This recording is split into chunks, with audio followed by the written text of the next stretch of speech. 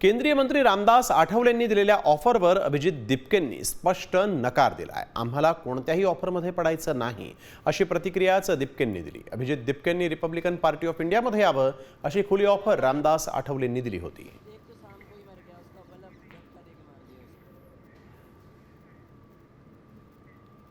दिपके सारखा जो नौजवान आहे, ऍक्टिव्ह आहे, त्यांनी रिपब्लिकन पक्षामध्ये जर तो आला तर त्याला त्याच्यावर मोठी जबाबदारी आपण देऊ शकतो आणि त्याला रिपब्लिकन पक्षाच्या युथचा राष्ट्रीय अध्यक्ष बनण्याची माझी तयारी आहे। त्यामुळे नक्की कधी जर नंतर अशी वेळ आली तर नक्की मी त्याची चर्चा करेन, पण त्याने हा विचार करावा अशा पद्धतीची माझी सूचना आहे। आपण शिक्षणाच्या मुद्द्यावरच बोललो पाहिजे। हे राजकारण यांची ऑफर त्यांची ऑफर आम्हाला त्याच्यात पडायचं नाहीये।